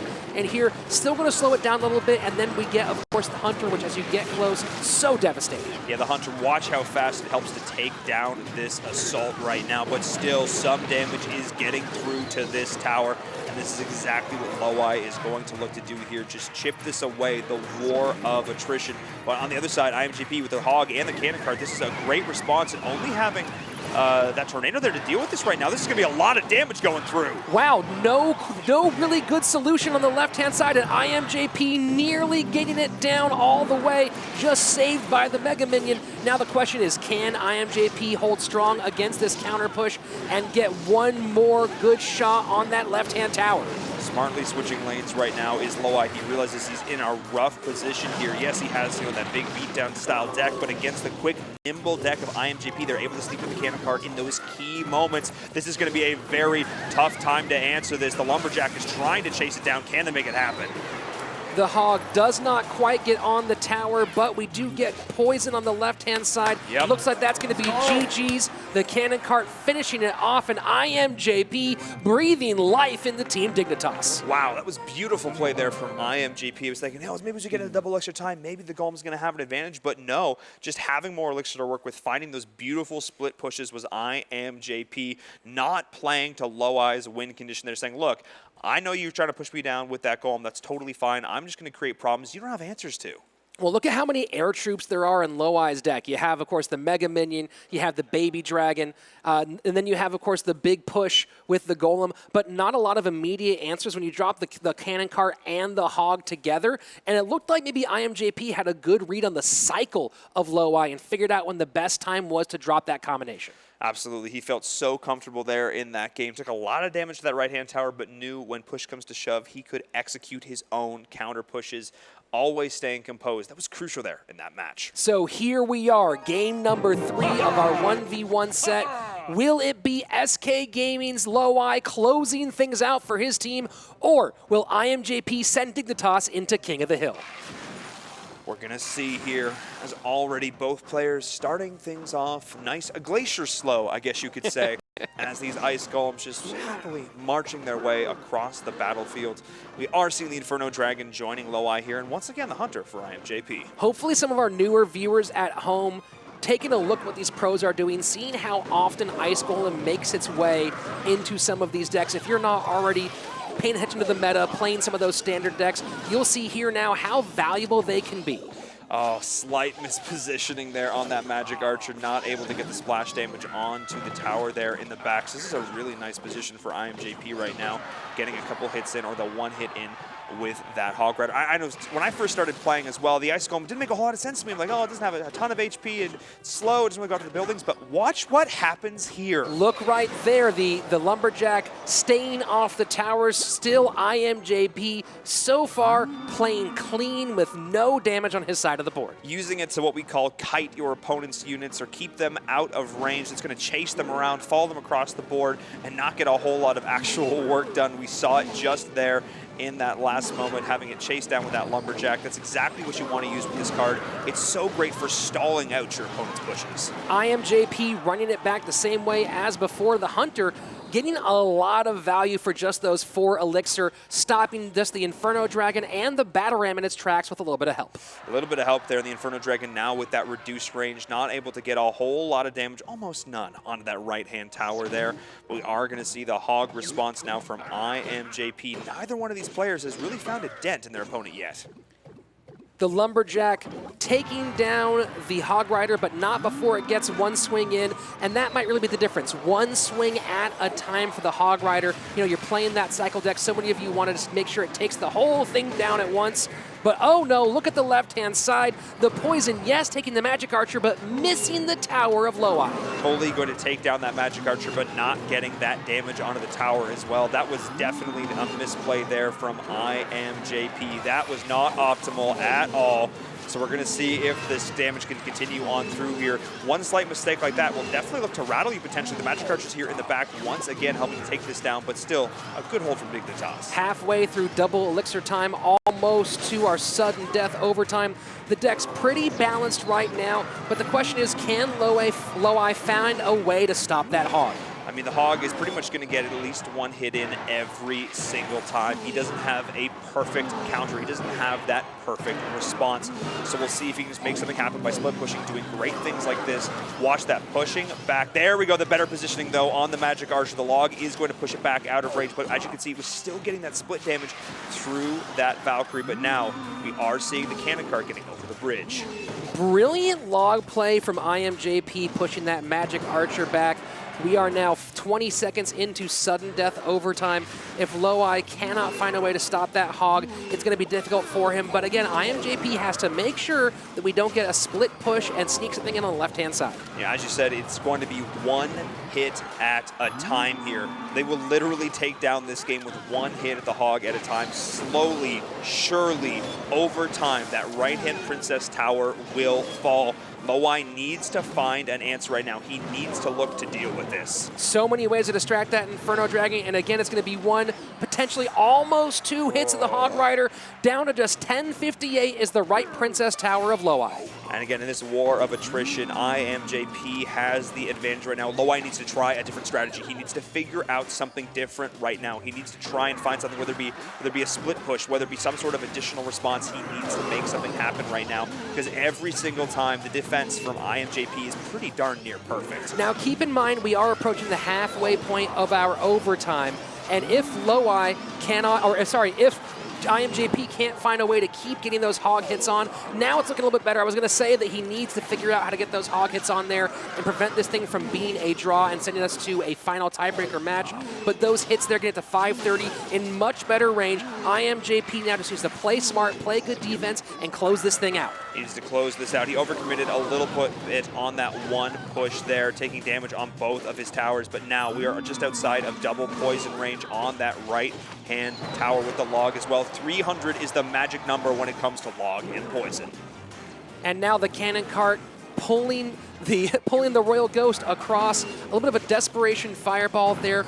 Will the Elixir catch up to him? We will see in a moment. But oh, the Royal Ghost sneaking through, and possibly will the Ram get on there? I don't think so. Oh, the fireball pushes it away. The right-hand tower of IMJP just barely holding on at 437 with just 40 seconds left in our sudden death overtime. Low-Eye is going off here at the end of this game. The Hog is trying to get through one more hit. It's going to do it! IMJP from Dignitas taking this game here, taking the set. Low-Eye almost finding a way back through, fighting tooth and nail in that last game. The golden-haired golden boy from Barcelona, Spain, finding a way to get it done, really nearly letting the win slip through his fingers, but he made the right move, got that Hog Rider all the way to the tower, and that is it. We are now going to be going to King of the Hill. King of the Hill, of course, our tiebreaker matchup. We'll talk about it a little bit more. It's our favorite game type here because it gives an opportunity for both these teams to really show off their amazing individual 1v1 prowess. Each team will field 3 players. Each one of those players will have 1 life. The first team to get 3 wins takes the set. And now to figure out what those lineups will be, and of course to discuss the ban cards, we're going to take a look inside our war rooms. Right, boys. We know we know where we are. We wanted to be here. We prepared for the King of the Hill. Up first, we got the French Beast. We got Max. Going in at number 2nd. It's you, buddy. How? And at third, if we won't need you, but JP, we need you. Just clutch up, buddy. Right, boys. We know the bans. Bans are Royal Hogs and Cannon Cart. We've got the decks we want to play. Now it's time to show the world the Fnatic was a fluke. Let's go. 1, 2, 3. Dig wing! For King of the Hill, I would say that our order, first, we put Flobby. We know what Flobby is capable of, and we know that he can surprise us all, so I hope it happens today again. Second, we put Morton. I know that Morton still, it's going to be the first time that he's going to play 1v1 on the tournament, but we know what he's capable of, and he's also an excellent duelist, so we trust on Morton as well, in case Flobby is not there anymore. And last but not least, we put Matt. Pretty sure to know that Matt wants to redeem himself from against G2, and I know that he has the strength and the willing to beat them. I hope that you don't play though. But pretty sure that we have a solid King of the Hill. We're ready for it. We know they are. We just play our decks as usual, and we show them who is SK. This battle is as deadlocked as a baby dragon standoff. Both teams have dropped towers and have had their towers dropped. Now, Team Dignitas and SK Gaming, let's settle this with King of the Hill. It all comes down to this, folks. 3 opportunities for each team to secure the victory, and both fielding lineups with some fantastic players. Both of these teams fielding 3 players here, but theoretically one of them can knock down all of the others. Maximanas Wonka, I am JP for Dignitas, Flobby Morton, and Matt01 for SK Gaming. These are 2 solid lineups. We've seen these players play. We know what they have. We know their potential. And a reminder, we have a new set of ban cards for King of the Hill, which will be active for all of the potentially 5 games here. And let's take a look at what we got. We have Cannon Cart and Royal Hogs off the board. Cannon Cart and Royal Hogs, 2 of the strongest cards in the meta after the most recent update. And having both of these players denied, it kind of feels like we're going back to like Classic Royale. A lot of these traditional meta decks are making a resurgence here, and I absolutely love to see it. I love a lot of these classic decks coming up and you know, sort of showing their style here once again in the meta. Certainly kind of a pattern developing here with some of these King of the Hill bans, sending us, as you said, to Classic Royale. Those of you who are fans of some of those meta decks pre the rise of Cannon Cart and the Royal Hogs might be in for a treat here as we begin King of the Hill. Let's see what these players are opting to bring to the table here for our very first game. Of course, these are all best of 1, so if you've got something a little bit unique, maybe something a little bit off kilter, a little off meta, this is maybe the time to bring it out and catch your opponent off guard. Flobby at the top of your screen, Diggs. Maximanas at the bottom of the screen for you to follow along the action. Follow along with a bandit having a little hopping around time, chasing all those skeletons in, going to get cleaned up there as well. But playing both the bandit and the battle ram at the back is Maximanas, meaning that it's going to give ample opportunity. There we go for Flobby to clean this up. Looking like some potential big bridge spam. There we go. We're both so pumped about this. Some bridge spam coming from Maximanas. Of course, the flying machine now been interesting, been very valuable in 2v2, has not made a ton of appearances in 1v1 here at CRL. Not made a whole lot of appearances here, but again, it is part of this traditional bridge spam deck we are now seeing being run here by Max Lemonas. Traditionally, what you want to do is you want to drop down those zappies in the back, you want to split them, and depending on how your opponent responds to them, that's where you want to go in and find that big opening here. However, we're still yet to see a crucial win condition here for Flobby. We'll see what he opts to bring out, or if he's waiting for double elixir time.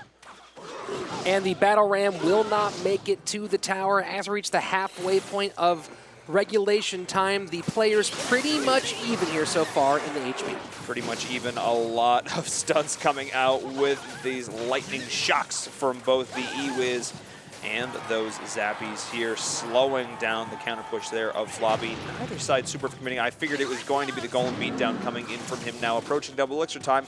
Looks to be exactly that. You know, when you're at home, if you see someone building up to 10, typically you're expecting some sort of big card being played. Now, interesting note, often you would see that golem played behind the king tower, instead opting to play it up in front of the princess to save the damage on the left-hand side. Saving that damage there as well. I don't dislike this decision at all, getting great value there, connecting onto this tower. Of course, you do have the P.E.K.K.A. in this deck to clean it up, but still, that was a lot of damage going all the way through, but now it is the time for Max Lemonas to respond. He has the Bandit getting that over, he has the Ram as well, but of course the P.E.K.K.A. is still the card that needs to be dealt with. That's a beautiful Valkyrie play there up at the top by the river, drawing all of Max Lemonas' offensive cards back away from the Princess Towers and getting them down, saving himself a ton of damage as SK's Flobby. That was a beautiful defense. That was an actual beautiful defense from Flobby. There we go, drawing all those cards in the middle, as you say, baiting out the Ram there in the middle, cleaning up those Barbarians as well. That is exactly the position he wants to be in. He's barely taken a single hit of damage on either one of these Princess Towers. And now a Golem at the river. The P.E.K.K.A. drops to counter, but it looks like we will probably see that Golem get through at least maybe the Golemites as we have the Fireball pushing the E-Wiz out of the way. We did finally see a Bandit connection on that top right-hand tower, but still, it's not enough damage here at this stage. This back left-hand tower being chunked down by these golems slowly but surely for Flobby. He is looking to clean this up. The P.E.K.K.A. marching into the tower. Will there be a response? The hit is going to connect, and that's two. Beautiful push there. Two massive swings. We saw Flobby play the same defensive sequence, putting the tombstone in the middle and then trying to get the Valkyrie behind it, but it does not stop the damage from the P.E.K.K.A. And here, another miss. It's the Bandit getting to the right-hand tower with the charge dam of Flobby really in trouble here in sudden death overtime. Max Lemonas finding his pace, getting his perfectly on cycle right now to end this game, getting Bandits through, getting P.E.K.K.A. hits through, getting Rams charging down the lanes right now, and watch how fast the towers of Flobby are falling. What was an impeccable hold from him to start this game is collapsing here. The defense is falling apart. It really comes all down to that Valkyrie play, just being a half-second late, letting that P.E.K.K.A. sneak through. At that point, you are just scrambling to find some way to stay alive, and that is it. The P.E.K.K.A. gets the hit on the left-hand side. Man, you know, Flobby really had an excellent defensive game plan, but just a split-second difference can change everything. Between the P.E.K.K.A. connections, between the Bandit, between the Flying Machine, every single part of that deck there came out and found its mark. We see it here, the P.E.K.K.A. marching on through, finding those two key hits that made all the difference in this game. You got to wonder if that Valkyrie was one tower to the left, would that P.E.K.K.A. have gotten all the way to the tower? It was Max Lemonas doing a great job of splitting the attention of his opponent and never allowing him to get behind the Golem in the push the way that he needed. That was really what Bridge Spam does. That's what it excels at, is keeping up that pressure on both sides, forcing those responses. As you said, the Golem, it's beat down. You're supposed to put the tank in front, put the support troops behind, push it on through. We know how that archetype is supposed to function. But that means that Max Lemonas knows how that archetype is supposed to function, which means he knows exactly how to shut it down. This was a good matchup here from him. What was a solid opening defense just crumbled in the late game. One win down, two more to go for Max Lemonas, hoping to close this thing out. Could he go on a 3-0 run for his team here in King of the Hill? But standing in his way, the 17-year-old from Hanover, Germany, Morten. Game number 2. Can Max Lemonas keep this going, or will Morten shut him down and bring SK and put them on the board here. King of the Hill, of course, I love to see just this 1v1, one game says all scenario. Which again, if you can bring a fun, creative deck to the process here, if you can get that amazing counter, find yourself in a great position here. So far, Zappies for both sides. Looks like Max Lamanas is running the same deck we saw before. Will Morten have the answer? Very possibly Morten, of course, number 22 on the world ladder at one point in his career, number 2 at the CRL Combine, a standout looking to make his name here at CRL. Looking to make a name for himself right now, but going up against a confident powerhouse in Max Lamanas. Good defense there with the fireball, shutting this down. That was a beautifully executed hold there from Morten. A nicely timed Royal Ghost picking up the Barbarians as they jump out from under their battle ram. But now, will it get to the tower? A little distraction here from the Bandit, the Royal Ghost going down before doing any damage. Not going to be able to connect there onto the tower, making it corporeal is going to be that Bandit, and then charging right on into her demise as we have a Zappy battle in the middle here. But this Flying Machine, utilizing its max range, going to be picking those up and helping out the push here from Max. And the Zappies now getting across the board, but again, you see the Ice Golem getting in the way. Not much damage on the right-hand side. As we move into the halfway point of our regulation time, things are pretty much even. Things are pretty much even here. We'll wait to see that P.E.K.K.A being dropped here from Max at some point if he needs to on the defensive side of things. We're probably going to see it here in just a second. No, still opting to use the Bandit to clean this up. Beautiful timing on that, getting the perfect charge here. But on the left-hand side, the Royal Ghost getting all the way through onto this tower. Going to get a few key hits in. And now it's Morten's turn to do some damage, taking the left-hand tower down to 1886 as we enter double elixir time. Double elixir time, and now we are seeing the Inferno Dragon coming out from Morten. We'll see how he... Oh, look at the positioning on this as well with the P.E.K.K.A on this other side here, drawing it into the middle with this Battle Ram. Oh, what a beautiful play for Morten, bringing the P.E.K.K.A in range of that Inferno Dragon. That was absolutely massive, and we are going to see the connection on the other side with that Battle Ram there too as well. Did it actually find the tower? I don't think it did. It didn't quite get there. A smart play from both players. Max Lamanas sending in the P.E.K.K.A on the offense rather than defensive side to try to sneak a Battle Ram through. He does get the charge hit, but again, then on the other side, the Battle Ram for Morten kiting the P.E.K.K.A across the board into Inferno Dragon territory. That was absolutely massive. What a beautiful play there, because the Inferno Dragon had already been played. So that was a really sick play to just pull over the P.E.K.K.A on the other side. But now we are seeing the Inferno Dragon potentially connecting there onto the tower. It will get a few hits in there. And as we get out of our regulation play into our sudden death overtime, sitting in a very good position is SK's Morten. And now the Battle Ram getting all the way to the tower. Morten really putting the work on, really putting the pressure on here in our overtime. Remember, if one tower goes down, that will be it for the player. The Fireball now taking care of the Flying Machine.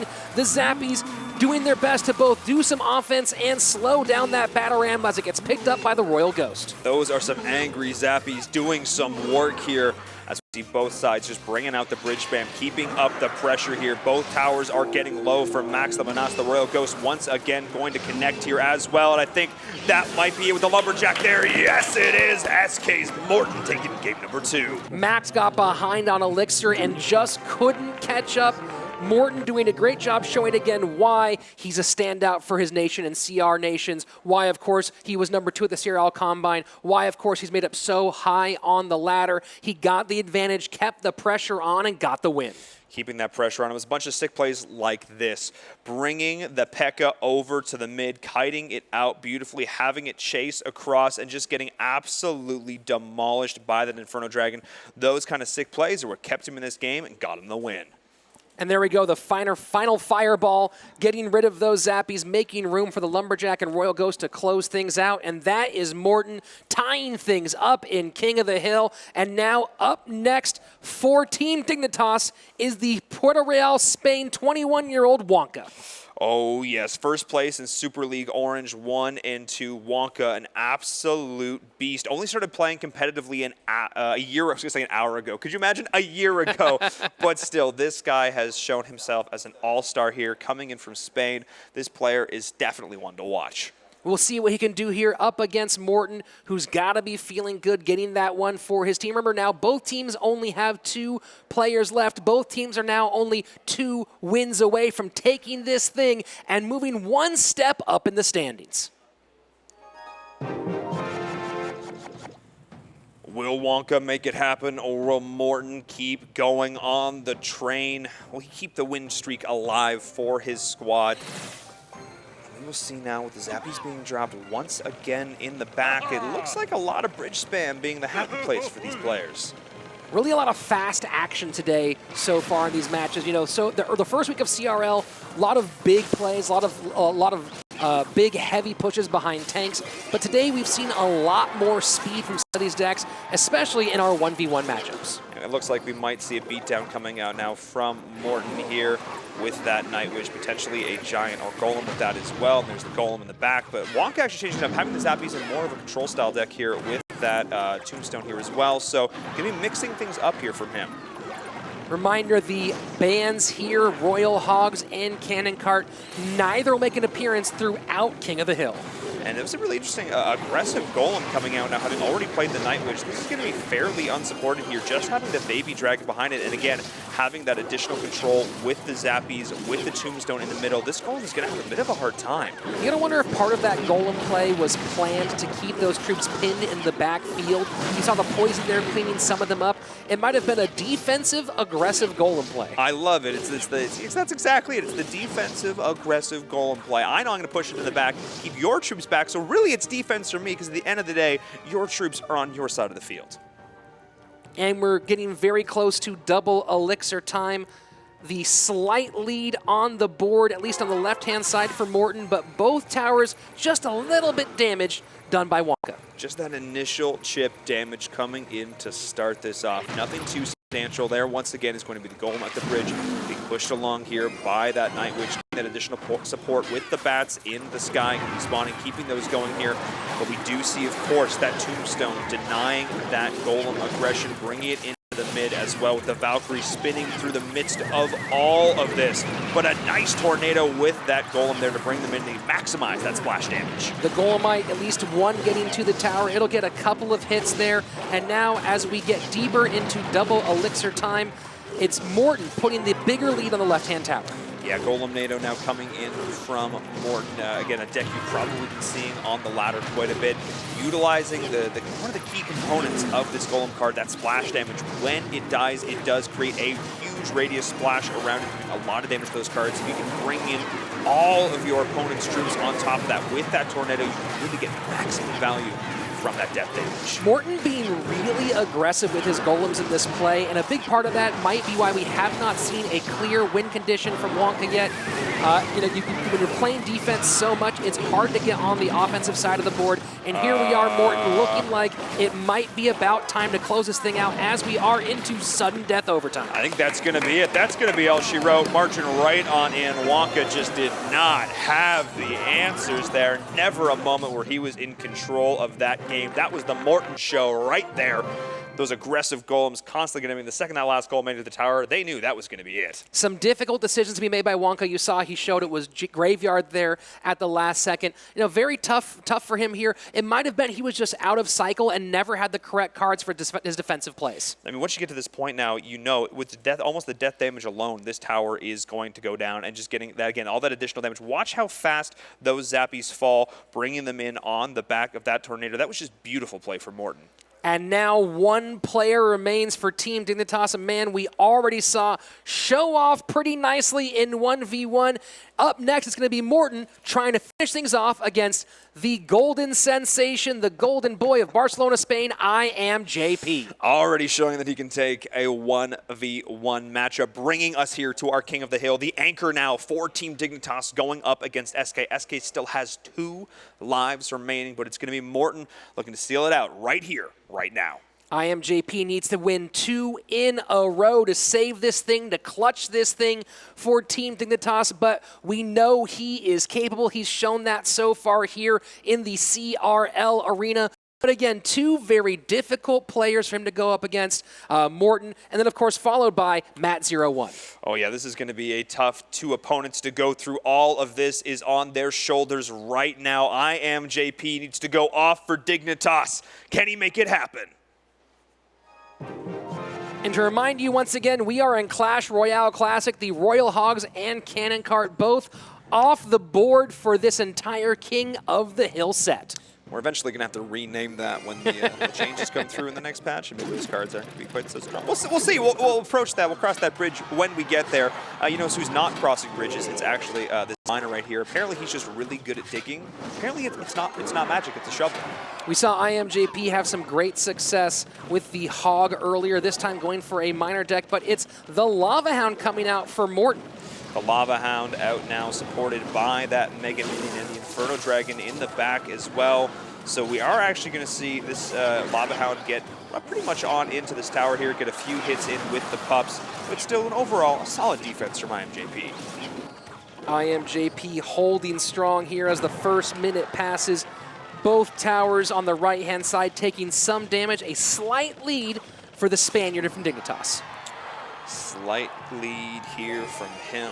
Just cycling out here as well. I was going to say cycling out on that tombstone, but now we just see the miner and the balloon coming on through. The balloon is definitely going to connect right here as well, just not having the response that will get a second hit.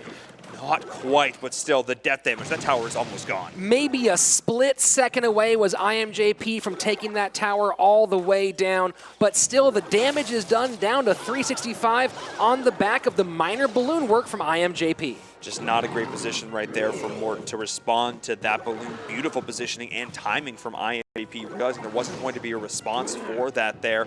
Just not having the troops in hand was Morten. At this level, these players know what's in their opponent's decks. They know the cycle. They're counting the elixir. They know what they're going to have on hand to try and deal with this. And I also say a beautiful positioning on that Ice Golem to soak up that initial impact there from the Inferno Dragon. Still going to get the other one down, but that was a nice little play there from IMJP.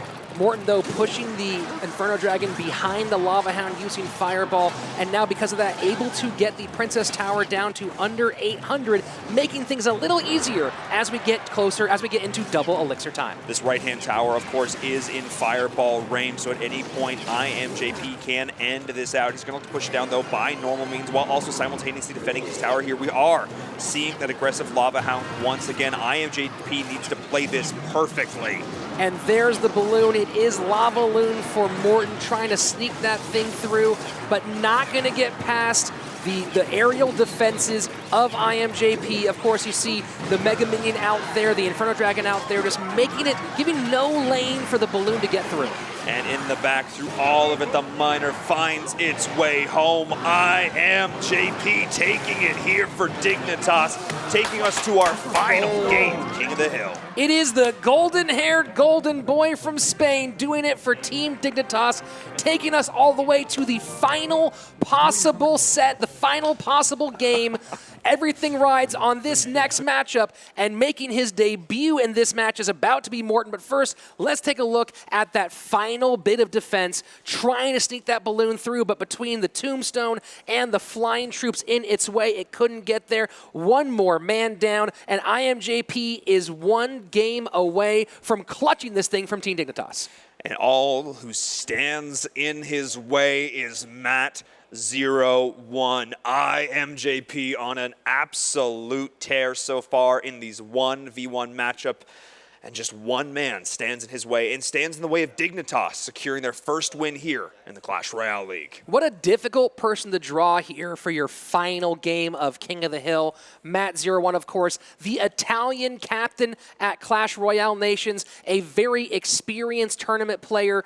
You know, one of those guys who we didn't see in 1v1, but there's a reason they pull him out here for King of the Hill. There is definitely a reason he is their anchor here. You know, top 16 CCGS Europe, top 8 ESWC. This guy is a champion, and he is going to represent that here for his squad and try and secure the win for SK. IMJP once again at the bottom of your screen. Matt 0-1 for SK at the top. One more time reminding you, Royal Hogs and Cannon Cart are off the board. Off the board. We're going old school here, and starting things off, we are seeing that good old Goblin Barrel. Not a card we've seen seen a lot of it late. We've seen very little Goblin Barrel, really not much in the way of bait play at all here in Clash Royale League. You know, still to see how this whole deck develops, but making a rare appearance, at least we've seen it in 2v2, not so much in 1v1. Yeah, but looks like it is going to be bait here or some variation here for Matt01. So bringing out a different style right now. We're going old school as we're pushing in on the left-hand side. This is a solid push, though, coming out the Valkyrie, but perfect positioning. Look at those goblins in the back. They are going to be doing work.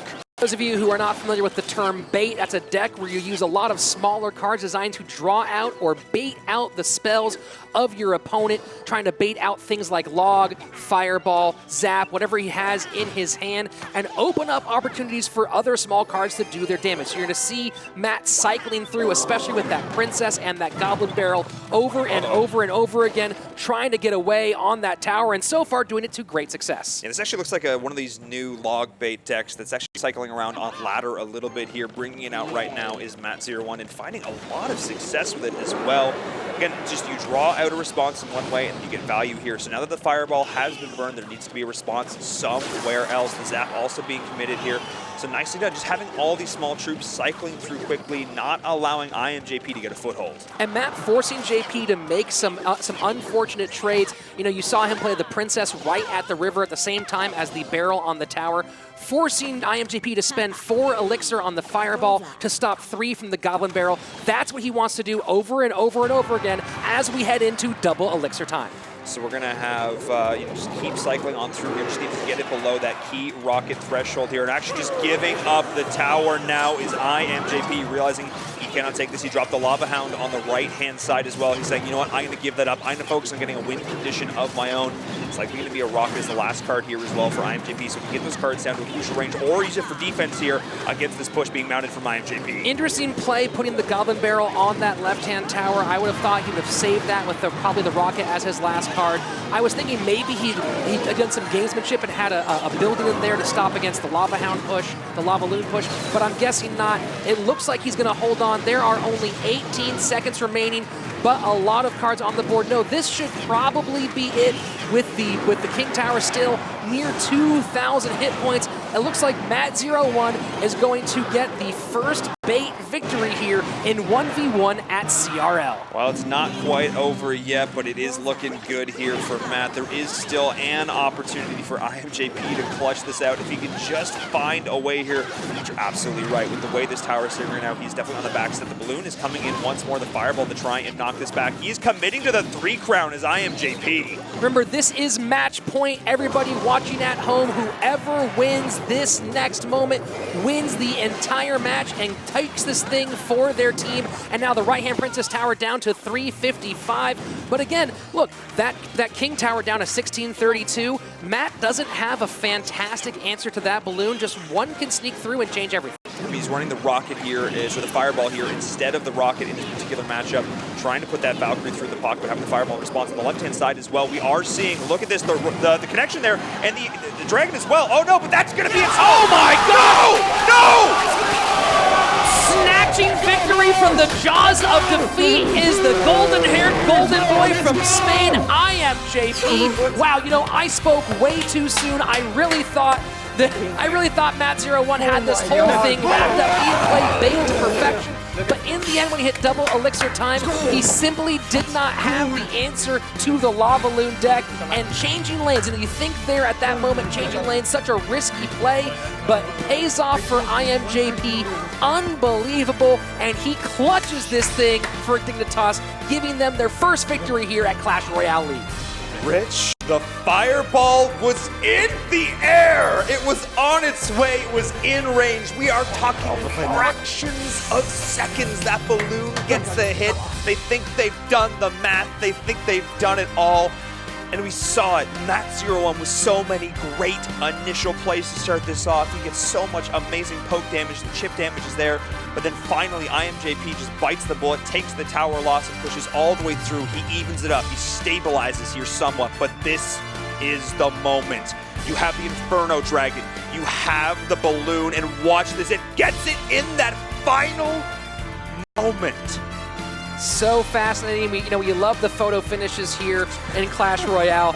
It's really what the game's all about. We didn't see that Fireball very late in the game, You got to wonder if that was the right call over the Rocket, or maybe, thinking he'd been against, there's been so many big beatdown decks, maybe throwing some sort of building in there to give himself a little bit of a cushion. But, he played it nearly perfectly. It came down to the very last moment, but it was IMJP who was just a little bit too wily, a little bit too squirrely, securing the victory for Team Dignitas. Absolute hysteria. You want to talk about a photo finish? That was it. Absolutely beautiful play. We had an amazing series. It went the distance all the way down into Game 5 of King of the Hill, finally ending with 0.1 seconds remaining. I've said it so many times today, but it's worth repeating. The hero of the match, the golden-haired golden boy from Barcelona, Spain, IMJP, is standing by with Christy St. John. Thanks, guys. I'm here with JP and his translator. You are the superhero of this match. You beat the 1v1, took it to the King of the Hill, and then you crushed it in King of the Hill. How does it feel? La verdad que muy bien. O sea, en la última partida no me lo esperaba ganar. Muchos nervios porque es mi primera competición, pero bueno, muy bien. So he said that it was a really great match, and the last game he didn't think that he won, but he did, and I'm so happy too. And so it is so good, and he says that he is so happy. I was the same. I was completely nervous for that last match. I thought you guys lost, and then I saw you celebrating, and I had to go back and say, wait, what happened? So you didn't think you were going to win either. You saw him taking your tower, and you thought that was game over. No, la verdad es que sí.